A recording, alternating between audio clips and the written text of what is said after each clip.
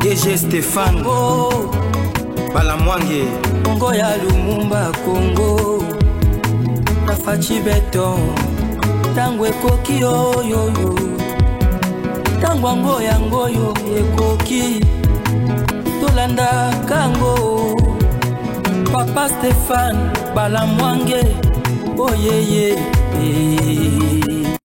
Bien, nous sommes là comme d'habitude aujourd'hui le 21, mercredi, donc 21e jour du mois de mai. Quand vous avez mesano, yanga nabino to mesana to yokana que de temps en temps il faut to lever la makambu yambo kanabiso. Alors aujourd'hui, parce que l'information qui domine dans minute yoyo ezakaka information mibale. Il y a liboso condamnation, il y a matata pogno ndenge na utaki kwa ibisa bino lobby. Et puis de deux, eza likambo etali levé ya immunité, il y a ancien président de la République démocratique du Congo Otobengi Joseph Kabila Kabange. Et le troisième point, parce que hier c'était la matière qui concernait la Cadeco.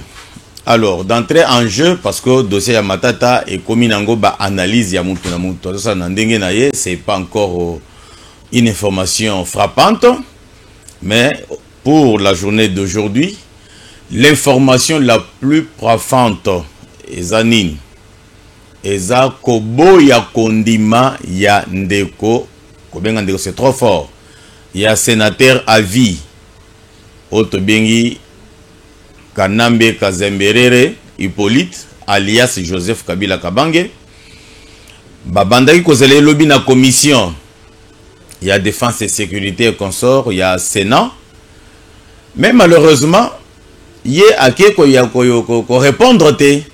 Même ba avocat na ye ba kei ko répondre te parce que selon mibeko ya mboka et selon ndenge makambu ezo kambama na Sénat kuna ezake soki baye batikelio invitation na ndaku na yo ozala wana te, mais on a signé donc l'accusé de réception qu'il y a solo invitation et comme libiso soki yo ozana tenté ya kokende ko répondre ozana bavoka na yo bakokende bako répondre bako samba à la place na yo parce que ozana bango en communication quelle que soit la distance oyezo séparé yo na ba conseiller juridique na yo otobengi ba avocat au soleil na bango que non masolo ezaboye de sorte que tango bango pe bakokoma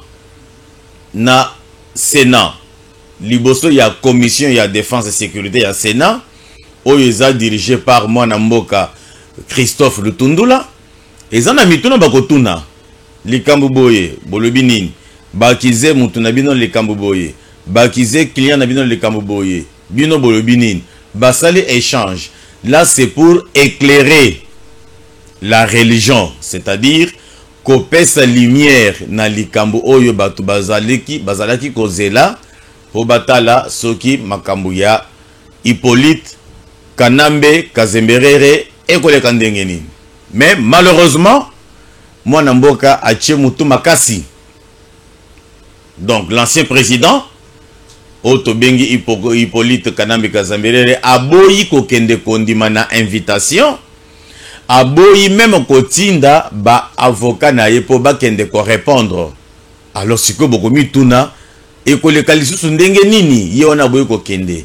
Alors boyeba que na mboka na biso ou soit na mokili awa eza ata na mutu moko te aza likolo ya mibeko. Mutu tu aza nase ya mibeko. Alors, dans le cas sous examen, qu'est-ce qui va se passer? La commission a constaté le refus volontaire. Donc, commission, il y a défense et sécurité, il y a Sénat, a constaté que les sénateurs à vie aboyi koya kondima. Aboyi kotinda ba avocat na ye. Alors, bango siko ba kosala bango musala, c'est-à-dire bako statuer, donc bako étudier, bako yeba na kokota na mozindo il y a accusation oyo auditeur atindaki réquisition na Sénat tant bako étudier on n'a pas encore besoin ya koyoka avis contraire tant bako si ça musala na bango bako pesa na Sénat alors maintenant Sénat va statuer c'est-à-dire va donner maintenant autorisation que ndenge zaboye lokola mwana mboka lokola sénateur à vie lokola ancien président Hippolyte Kanambe Kazemberere aboyi koya ko répondre c'est que ayebi makambo oyo bazo bengisela ye. C'est comme ça que la justice fonctionne. Justice fonctionne ka ndenge nini soki yo ba porter yo plainte na mutu songolo pakala na niveau ya justice ba kotindela yo invitation ya liboso oye po ba entendre yo soki oboyi invitation liboso ba kotindela yo deuxième invitation soki oboyi ko kende kaka ata ba avocat na yo ba keite ba kotindela yo cette fois là mandat de comparution. Ce n'est pas mandat d'arrêt, à ne pas confondre avec mandat d'arrêt. Ou un mandat de comparution. Donc c'est-à-dire que bazo forcé que yaka oya kosamba. Si ko tango zo kende kosamba kakate, yeba ke na quatrième fois eza mandat d'amener. Donc c'est-à-dire que wana bakotoka yo ya kotoka bako kende na makasi tina boloko wo. C'est-à-dire que bazo kanisa bazuzi ba magistrat selon mibeko ya mboka na biso. Que lokola mutu oto bengi ye mbala liboso aboyi koya mbala mibale aboyi koya mbala misato ayete c'est-à-dire que ayebi makambo oyo bafundi na ye na yango donc il est coupable bakange mbala moko to benga yango jugement par défaut donc bako condamner yo et puis bacho na boloko yango nde likambo siko tozozela na Sénat c'est-à-dire que na Sénat ezalaka na likambo ya première invitation te deuxième invitation te, mandat de comparution te, mandat d'amener te, parce que Sénat eza tribunal te, Sénat eza parquet te. Ye ba bengi siye, Hippolyte Kanambe Kabila Kazemberere, tout ce que vous voulez là-bas, ba bengi sa kiye po ayako pesa ya yo, en fait ya ye explication par rapport ya makambo o bafundi na ye na yango, bafundi na yango, avant balongola ye immunité. Pour batinda ye akende kosamba liboso bazuzi. Alors, le kola Sénat, donc commission, a constaté que Kazemberere a boyi koya ko répondre, c'est kayebi makamonango. Ye a kosala rapport na ye na Sénat, et puis Sénat à son tour a condamné, comment je vais dire, a lever ye immunité. Donc, on n'a pas autre forme de procès à faire. Et Tikalikaka, Kolongolaye, Kazaka, yake ako kende kosamba te yango nde tobengi immunité lobi na mekaki ko expliquer eloko wana parce que ba juriste bazo mema batu na libungi donc bazo kanisa que tango bazo lo bake bakolongola Kabila immunité na ye et la kisi que bakolongola ye ki sénateur à vie et la kisi que bakolongola ye ki ancien président non sénateur à vie la kisi nini ancien président la kisi nini. Ancien président et la kisi que Mutu Oyo a Kamba Kamboka pendant 5 ans, pendant 10 ans, pendant 20 ans.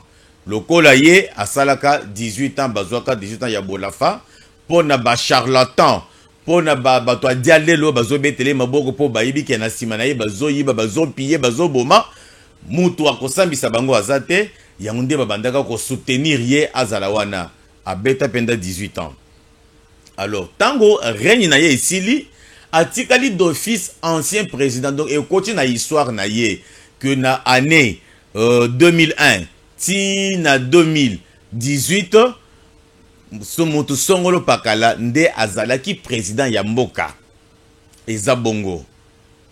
Maintenant, sénateur à vie et la kisini. Sénateur à vie et la kisi que, Mutu Oyo akamba kamboka. Soki musala na ye ya kokamamboka esili aza mutu moko batu baza na ye bosenga po na nini po aza na expérience ya ndenge nini bazo kamba mboka ndenge nini bazo gérer ba institution ya mboka. Alors mutuana tokobwaka ye bongote. Toza na posa na ye, toza na posa ya mayele na ye, toza na posa ya expertise na ye. Yango nde balobi aza sénateur à vie, c'est-à-dire aza conseiller libela kino akokufa akotika la kaka conseiller. Alors conseiller wana akozala na ndako te. Conseiller wana akokende siko na Sénat. Sénat soki tolingi koloba na français moko ya facile ya bato ba comprendre.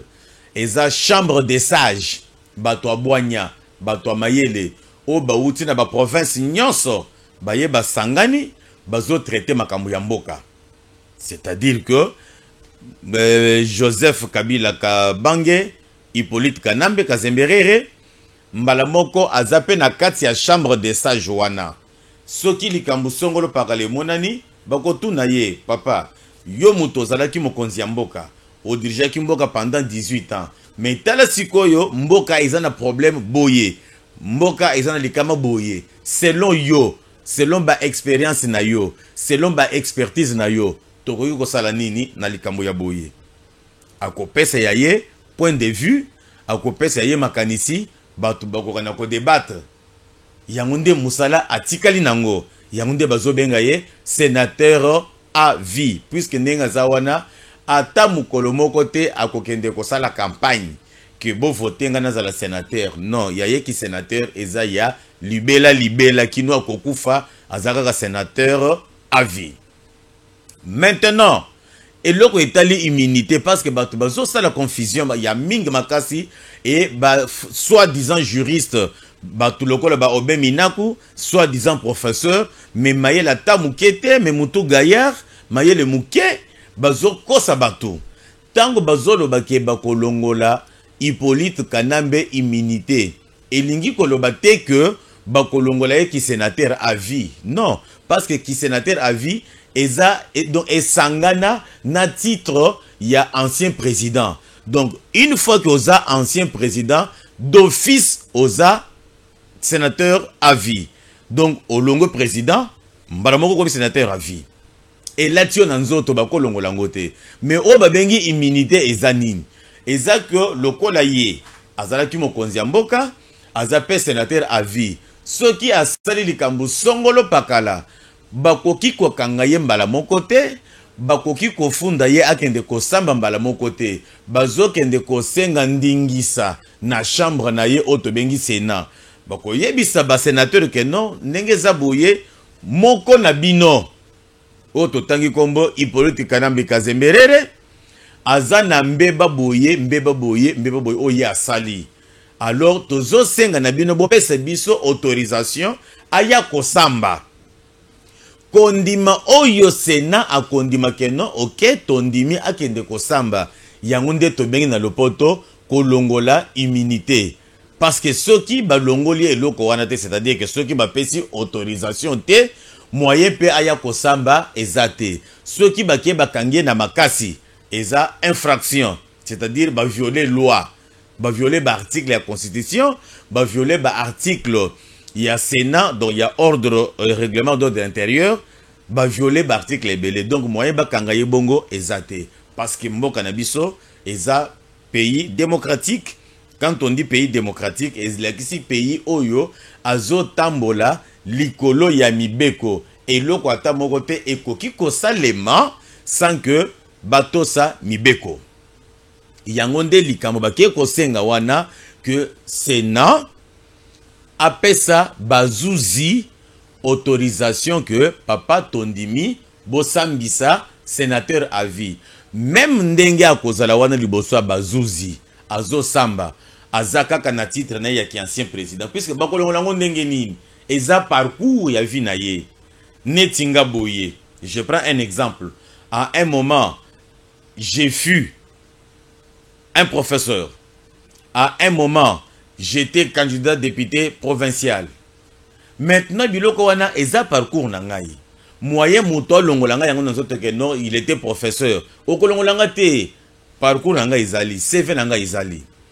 Ata mutu moko te ke akolongola nga na ba anali ya seni que non, monsieur Jefferson Kabanga, jamais azalaka candidat député. Non, eza déjà dans nzoto et latingai.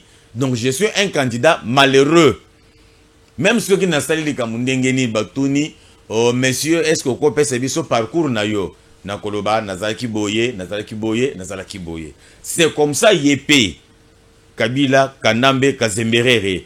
Même devant Bazouzi, Azaka kana titre na yaki ancien président, Azaka kana titre na ya sénateur à vie parce que Mibeko est pesiye et lokowana. Mais ba pesinde autorisation à kende kosamba. Ce qui ba sambisiye et que Bazouzi ba condamné ye. Oui à Kangami à Koti Boloko. Tango Boloko est kosila, qui sénateur à vie et kosila pété. A kozongela kaka musana ki sénateur puisque batu ba kosila na posa ya moi maïla tamuke selon expérience oya sali na na nini na bokonziamboka na kokonzamboka bakotuna ye mituna ebele. Donc moyen balongolango ezate. Alors ce n'est pas oyo batu bazo instrumentaliser la population pour dire que tango bakolongolaye ki bakolongolaye immunité et la kisi kembala moko ki sénateur à vie naye et sili. Non, non, non, non, non, non. Qui sénateur à vie naye et kosi late, qui ancien président de la République et kosi late et latiye na nzoto. Voilà au moins la précision. On a l'inga qui n'a pas ça selon les analyses et selon ce que dit la loi. Pour naboyi, bato oyo bazole kana étendomike na ba télévision, na ba réseaux sociaux, bazole ba du n'importe quoi. Botika ko embrouiller la population, botika ko tinda bango na libungi. Eza kitoko te. Il faut bole na bato vérité bayeba nini eza wana. Alors parce que ndenge makambo eleka ki lobi na cour constitutionnelle, bino to bolandaki na nzela ya RTNC, ba oyo bazaki na ba télévision na ndako balandi. Ba oyo babandaki kolanda na ba réseaux sociaux notamment na YouTube, c'est-à-dire à partir de téléphone, à partir de ordinateur. Tomoni ke mwana mboka Matata Ponyo azui 10 ans naye ya lokoso ya mbongo. Et puis monsieur Grobler, les soi-disant patrons ya société oyo akokaki koya kosala misala na Bokangalonzo yepe babambiye 5 ans. Et puis, gouverneur ya Banque Centrale, monsieur Deogracias Mutombo, yepe azui 5 ans.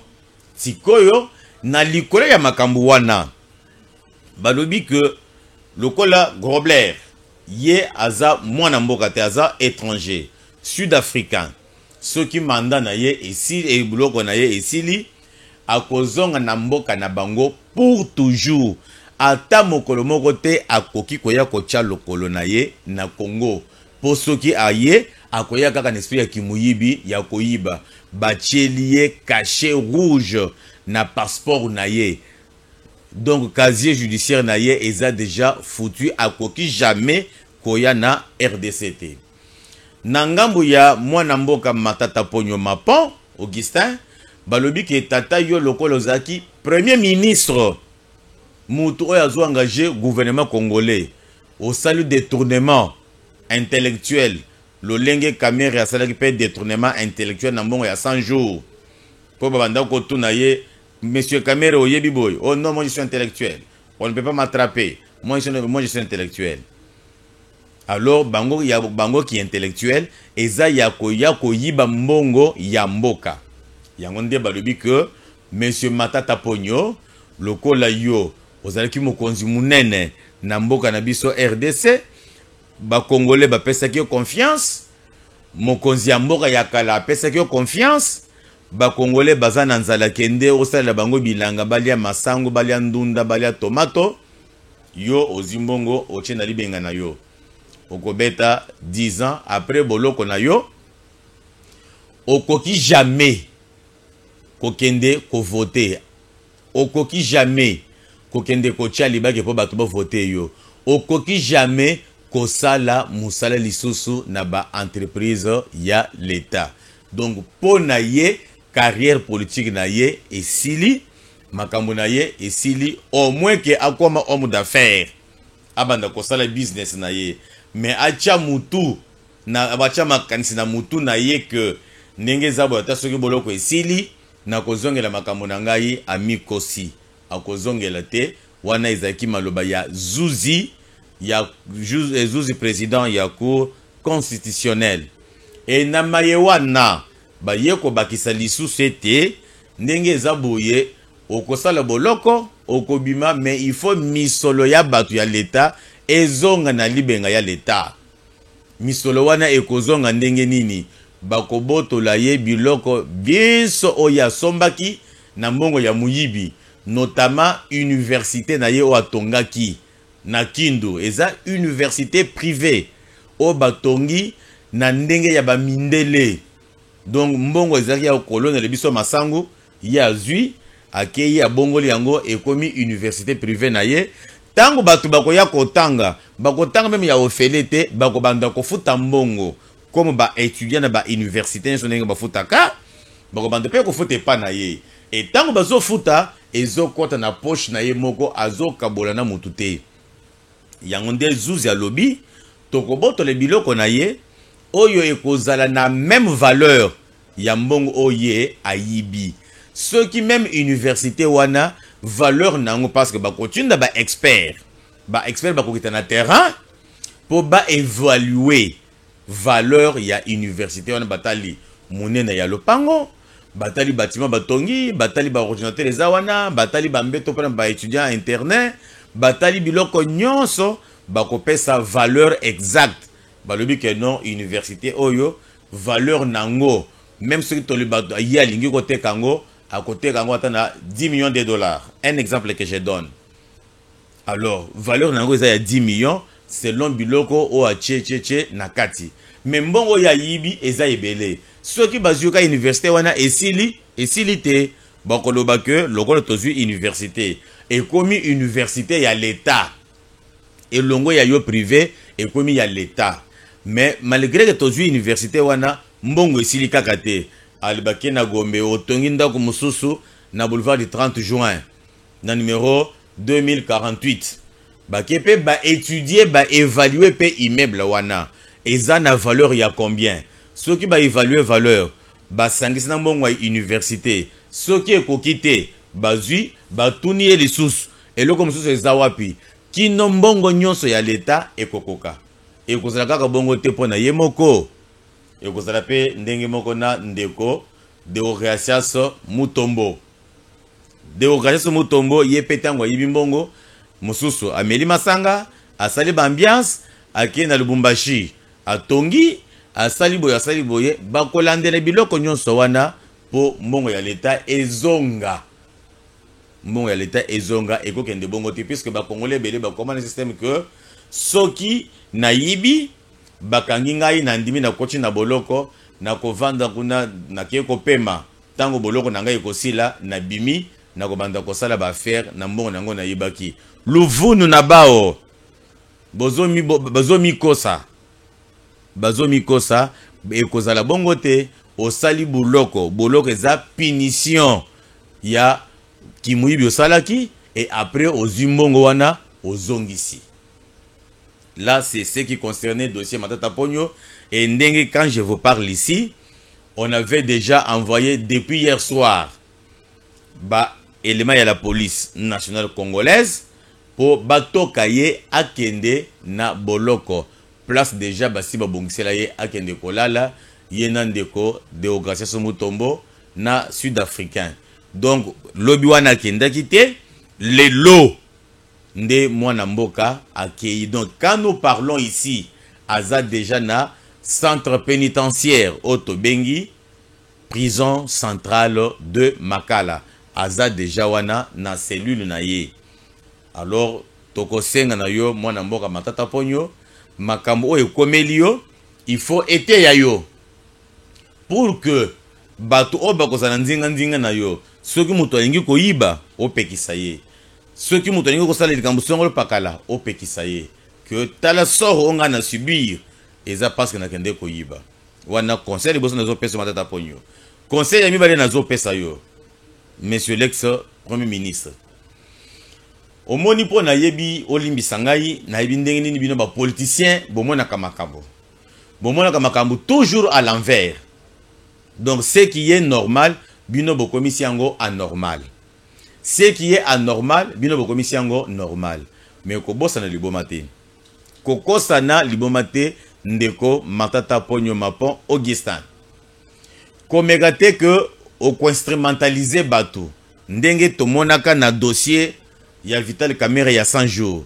Kamerhe yibimbongo ake kobala ami d'achature ake ko adopter bana Jubin Piana ache bango na condition ya bourgeoisie comme vous n'avez pas d'idée a dilapidé mbongo wana tango bakangiye mwanda mbongo etiri na banque azotinda na sud Kivu kuna po ba pesa batu na ye basala ka ba marche que non ceux qui basali ba marche basali ba trouble comme ça ya kobima na boloko koko san liboma wana te ceux qui Kamerhe bimi na boloko parce que yoza homme politique oyebi tina nini abimi na nini na bimi. Est-ce que maintenant na position au Kamerhe zalaki yoza na position wana komi ko sa liboma te parce que na yebi ndenge bino bomona ka makambu okozwa mbongo okotinda batu na lokolo former comme parti politique no ya lokuta wana LG avec Franklin Chamala votre secrétaire général okobandoko yebi c'est que non bosala marche boleka na ba média bokende na kindu bosala boye et kozala ba dépense inutile parce que la force reste à l'état. Tango batu bakoya na trouble bakoya na désordre bakokota na l'état na nzela ça sera nul et sans effet. Et à ne pas oublier monsieur Matata Ponyo, tu dois savoir que ndenge zaboye les décisions ou bien les arrêts de la cour conditionnelle ezalaka attaquable teo okoki ko attaquer yango te okende ko attaquer yango na instance nini puisque yango nde yasuka. Donc ndenge zawana tu n'as qu'à purger ta peine. Alors bande onangai po na komi okende na suka ngongeza muke na moni technique kuna commencer la ngasi que minute tikali muke mais na kotika boité il faut na beta moi eloko moko par rapport ya Kadeko. La fois passée na bande ko solo na bino awa na yebisaki bino boye. Ce qui bozomona mboka na biso ezana difficulté mingi c'est parce que bato oyo mokonzi ya mboka zo pesa confiance bazo sunga yete. Na lobaki na bino que Kadeko ezalaki ya kokufa. Mokonzi ya mboka a nommé pesa ya sika auto bengi Jean-Pierre Dikoma a nommé DG a nommé bato ndenge balandani wana. Alors la fois passée bato bomona kinga mabe tango na atakaki que non Jean-Pierre Dikoma aza incompétent. Pona nini na lobiki aza incompétent. Incompétence elingi ko l'accepter que muto atangi classe T. Elingi ko l'accepter que muto aza mayele te. Non, incompétence c'est-à-dire dans le sens que musala o alingaki ko sala mais asali yango te. Alors, lokola musala bato bazozela yo osala yango te. Tokolo bakoza nani?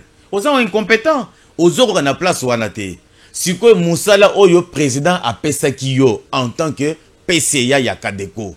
Ezaki ya ko créer ba polémique entre yo na direction générale te. Ezaki que parce que bino batu ya conseil d'administration eza composé na yo PCA eza conseil na composé na ba administratif ba syndicat donc boza na groupe ndenge boko takawana. Yonde mutodio di ozo diriger réunion wana. C'est-à-dire que vision ya Kadeko ezana maboko na yo. Oye na ordre du jour, otie na mesa, bo discuter. Oyo boko adopter yangonde DG akosala. C'est à ce niveau-là que moi je parle que tu es incompétent. Et ça te que au silika, au tinanga batu babenga ngai ba menesaka ngai non, nous défendons les valeurs. Ngai na pesta ki proposition a ok tata. Nga nazo mona ba banko privé eza ibele awa. Ecobank, Access Bank, Rao Bank, eza ibele. Bon pour ne citer que les trois là. Ba fonctionnaire ya l'état ba kende ke kozwa salaire kuna. Alors que na Congo na biso unique banque ya l'état o etikala na mboka na biso ezaka Kadeko. BCDC otozaki nango BCDC etekami depuis kala depuis ntango Kabila ekomi Equity Bank. C'est seul la Kadeko qui est resté la banque ya l'état oyo ke oko kende en tant que moi na mboka au défi mbongo OK au seleba makambo na yo oye ozongisi Hein, bongo, c'est ça, parce que tu as ba immeuble ebele na Kinshasa ou même dans les provinces. Ezaki ya kotongama na mbongo ya Kadeko. Alors, ceux qui batuto bazo futama na Kadeko. Pona bato ba yebi makambo ndenge masolo ezole kata na ba banque. Mais bato bakende kozoma na banque ba yebi bien que tant ozo kende na banque, ozu salaire na yo bazo kata quelque chose. Moi 5 000, moi 6 000, moi 7 000. Mongo bazo kata wana ezo tikala na banque wana. Yango nde na banda ko loba que yo kokaki kosala lobbying auprès ya chef de l'État, auprès ya ministre des Finances pour que balongo la ba salaire ya ba fonctionnaire, ya ba policier, ya ba professeur, ya tous les agents des cadres ya État ezala na Kadeko. Comme ça, tant que baroya aux ambassadeurs na bango, ba 5 000, 6 000 et tika la kawana, ça va faire beaucoup d'argent. Si on prend 5 000 ou 6 000 francs na salaire ya Mutomoko, mais Congo, ils en ont combien de fonctionnaires de l'État? Tina ba intérieur, on est dans les millions. C'est que pour un seul mois, la Kadeko va faire une très bonne recette. Et cela va permettre que Kadeko est tombouama. Parce que c'est chaque mois que Mbongo Kobanda Kotikala et Kobanda Kotikala. Où est le mal que moi j'avais parlé là-bas pour aussi que la Kangaï? Non. C'est juste un conseil que je t'ai donné à travers la caméra. Ce n'est pas question que Bozala en challenge. Puisque Batunayo, Ndeba Yebisingaï que Ndenge Nazaboye, tant qu'on a le baki émission, on dirait que Madame la DG, que je ne connais même pas le nom, que je n'ai jamais vu, qui ne me connaît même pas, que non a Pessingamong pour Naya Koloba Awa. Oh. Mais qu'est-ce que vous racontez, messieurs? Même Bango, qu'est-ce que vous racontez? La dame là, je ne l'ai jamais vue depuis que j'existe. Je ne connais même pas son nom. Moi, j'ai fait l'observation Nandenge ya Libanda. Mais est-ce qu'on a bandé causé là pour Batunayo, Baya ko Nengo Senga qui droit de réponse? Baya, comme ça, Ngana ko Senga. Tout ça, le débat contradictoire. Tout ça, débat contradictoire. Bango baso pesa ba argument. Ngana pesa yanga argument. Ezali kambu ya koswana te, ezali kambu ya kosirika te, mais ezali kambu ya totonga mboka. Ezende likanisi ngana pesaki.